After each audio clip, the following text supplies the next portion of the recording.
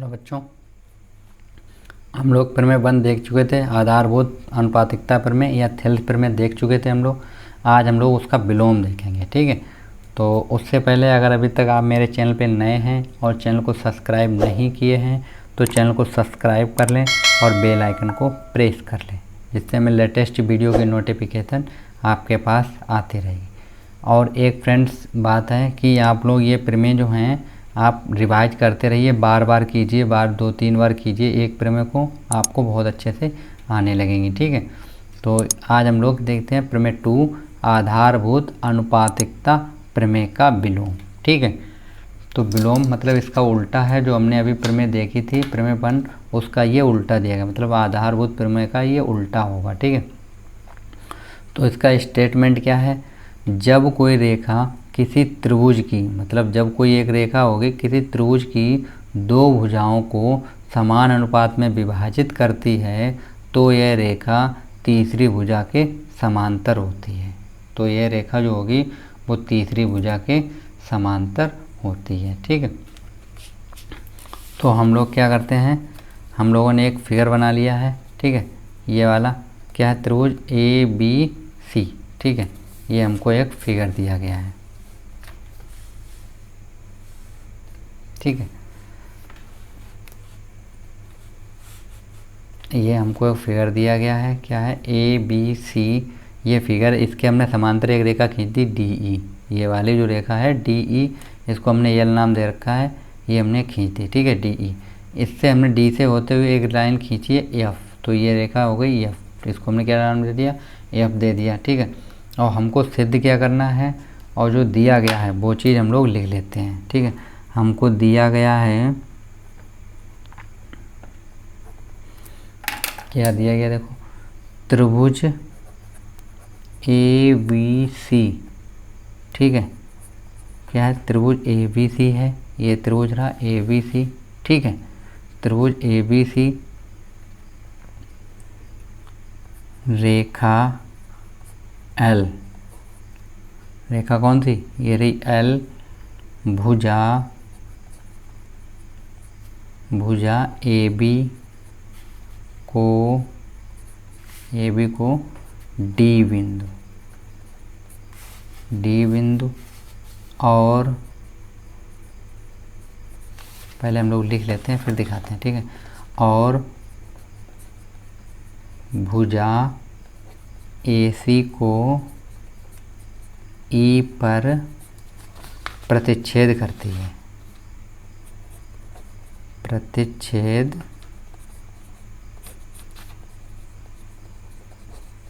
करती है, ठीक है।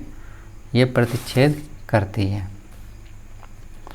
तो प्रतिच्छेद करती है तो क्या हो जाएगा देखो, AD अपान होगा BD इक्वल होगा AE और अपान EC, ठीक। अब आपको हम फिगर दिखाते हैं, ठीक है। देखिए ये DE रेखा है, AB को कहाँ पे प्रतिच्छेद कर रही है? D पे कर रही है, और AC को कहाँ पे कर रही है? E पे कर रही है, ठीक है। तो हमने ये लिखा है AB को D पे कर रही है और AC को E पर करती है। तो जब प्रतिच्छेद करती है तो अभी हम लोगों ने थेल्स थ्योरम पढ़ी थी, तब उसकी कंडीशन क्या निकली थी? AD मतलब यहाँ से यहाँ तक AD अपान में BD, फिर यहाँ से यहाँ तक AE अपान में EC, ठीक है। थेल्स थ्योरम ये होती है, यहाँ से यहाँ तक की भुजा ये कट कर रही थी ना, तो AD अपान में क्या हो जाएगा? BD, AE अपान में क्या हो जाएगा? EC, ठीक है। तो चलिए आगे हम लोग देख लेते हैं, ये हमको प्रूफ करना है। तो इसको हमें सिद्ध क्या करना है? हमको सिद्ध करना है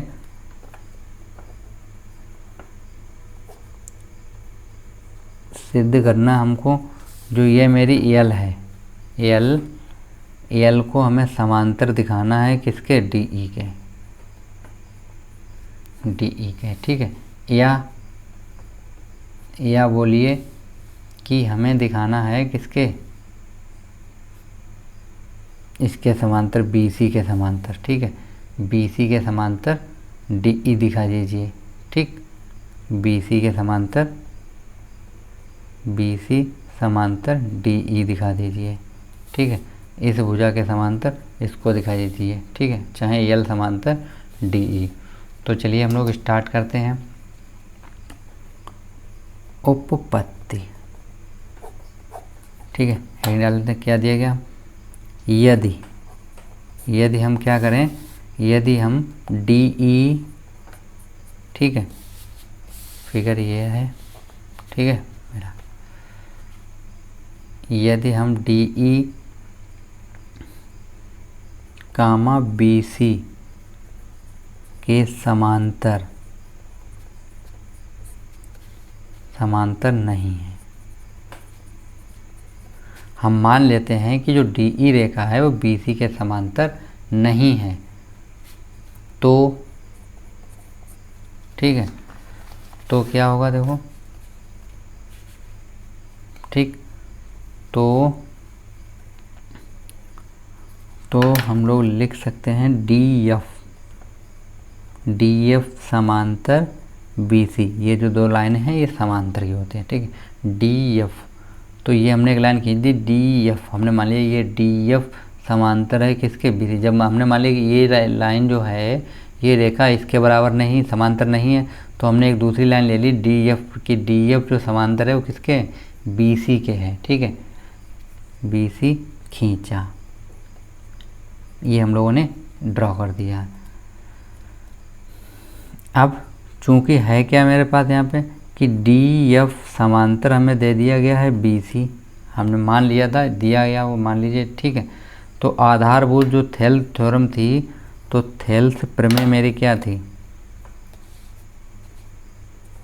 थेल्स जो अभी हमने प्रमेय फर्स्ट लगाई थी थेल्स प्रमेय से, तो थेल्स प्रमेय के अकॉर्डिंग क्या होता है कि ए डी अपॉन में B D, A D upon में बी डी हो जाएगा, इक्वल होगा ए ई, ठीक है। तो हम यहाँ पे क्या लेके चले, हम मान लें कि यहाँ पे कट कर रही है, जो यहाँ पे कट कर रही थी वो यहाँ पे ना मान के हम लोग यहाँ पे मान लेते हैं ए ई, ए एफ पे कर रही थी और एफ सी हो जाएगा, अपॉन में कितना हो जाएगा? एफ सी, ठीक।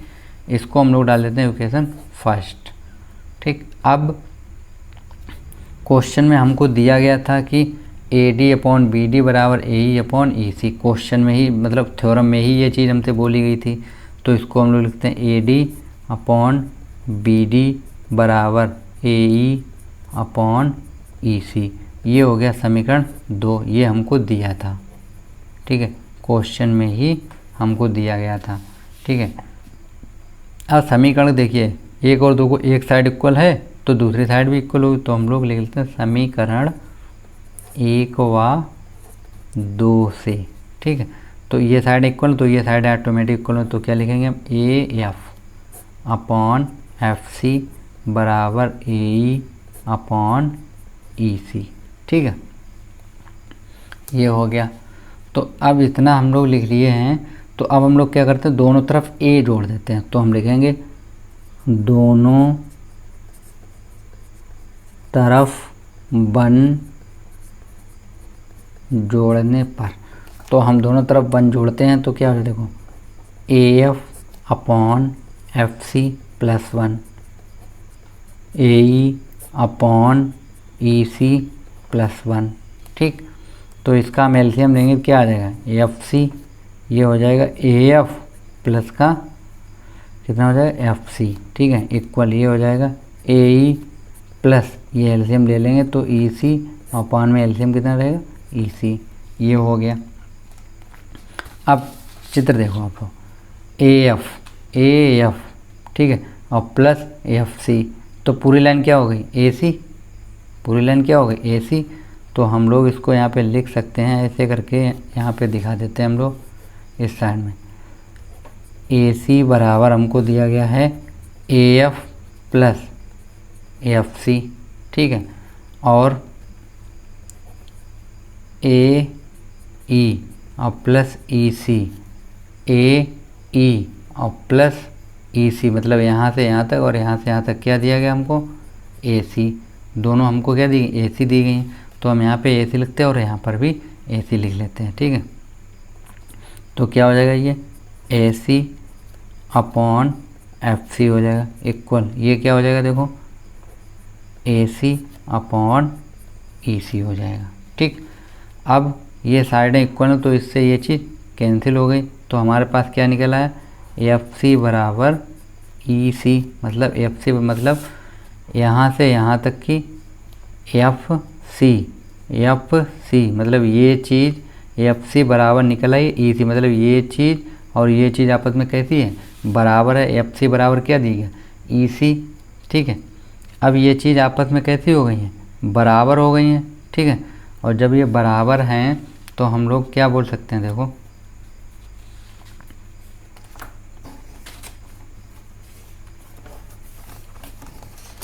ठीक, यह तब तक संभव नहीं है, ठीक है, क्योंकि ये एफ अभी हमको दूर है। अब जब ये लाइन जो है ये वाली, ये धीरे से चल के ऐसे करके बिल्कुल किस पे आ जाए, इस तरीके से हो जाए, तब ये होगा, ठीक है। मतलब इसके ऊपर ही आ जाए, इसके ऊपर आ जाए, ये संपाती हो जाए, ठीक है, तब होगा, ठीक है। तो यह संभव नहीं है जब तक कि बिंदु एफ और ई संपाती नहीं होते, संपाती ना हो जाए, ठीक है। तो जब तक ये संपाती नहीं हो जाते तब तक यही रहेगा। तो हम लोग बोलेंगे अर्थात जो हमारे पास रेखा क्या दी गई थी, अर्थात जो डी ई है, डी ई वो स्वयं रेखा क्या हो जाए, एल हो जाए, अर्थात डी ई स्वयं